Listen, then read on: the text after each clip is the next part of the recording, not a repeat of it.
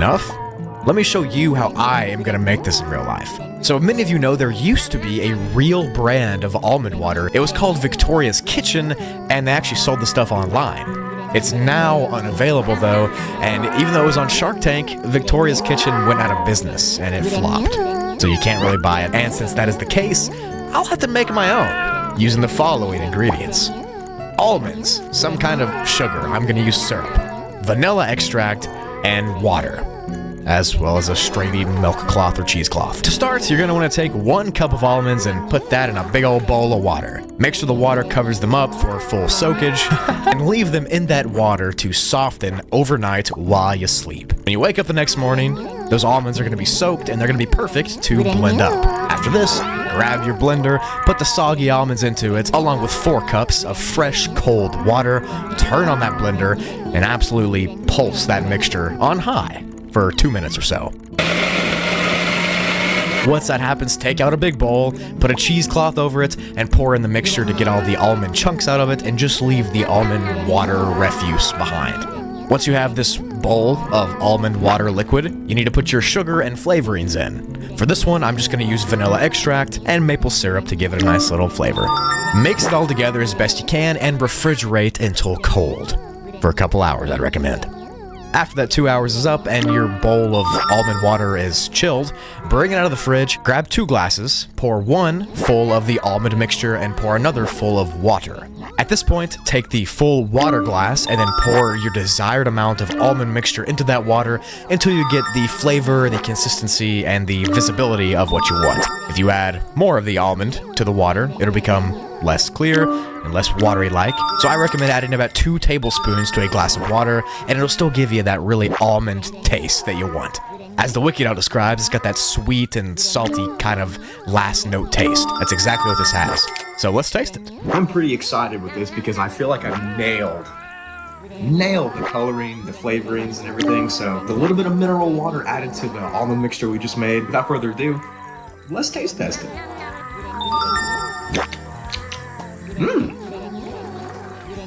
Refreshing for sure. Probably could have put a little bit more, maybe actual sugar and not maple syrup in it. Maybe a little more vanilla, but this is the first time I've made it, so it's not gonna be perfect. It does have that really light almondy taste, which I like. It's very nice tasting. It is refreshing, and it's not like drinking water refreshing. It's kind of like drinking Gatorade refreshing. Okay, yeah, if I was stuck in like level 12 or something, I found some of this, I drink it, bro. This is good. Yeah, for sure. Also, sorry about my mustaches. It's all hassle. But yeah, this is good. 7.5 out of 10, I think. And if I could perfect the recipe, probably 8.5 or 9. A little more flavoring. I could have added more sugar because I'm a sweet tooth and I'm American. But as of right now, y'all, that right there is some good almond water. And I think I recommend this to anybody who wants to make it. So yeah, almond water's pretty good. I think it would actually be pretty refreshing on a journey through the back rooms, but I definitely would want some food, not just liquid, right? So next up, I want to move away from the liquid and onto something I can chew on. Royal rations. These are also a very hot commodity in the backrooms lore, and they're actually regarded by most as the best food item to find while exploring the liminal hellscape we all hate and love. Royal rations are supposedly meal replacement gelatin bricks that can give a person full sustenance and full caloric intake off just a bite of it. They're described on the Wikidot as white, edible gelatin, and the people that have eaten them say they taste mildly sweet and delectable. So we have sweet, white gelatin bricks. I think we can do it. So the closest real-life thing that I'm aware of that sounds like sweet, white gelatin bricks is panna cotta, which is an Italian gelatin dessert, for those that don't know. So I'll be basing this royal ration recipe off of that, with a few small tweaks to make it uniquely like a royal ration. What you'll need to make your own rations is 1/4 cup of cold water or milk, 1 1/4 tablespoons of unflavored powdered gelatin, 3 cups of heavy cream, and 1/4 cup of sugar, as well as 1 teaspoon of vanilla extract and a tiny bit of salt.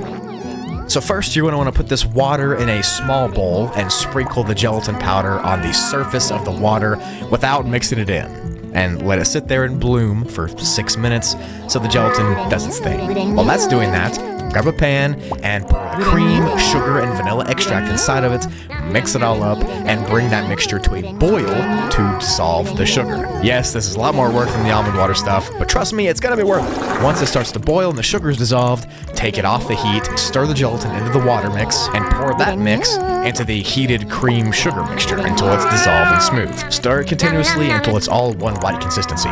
Once you've achieved this in your pan, pour that cream into a mold or a dish of your choice. I'm using this one because it kind of looks like the Royal Rations brick, and stick it in the fridge for a few hours until it sets up. After a few hours is up, here we have it, a homemade Royal Ration that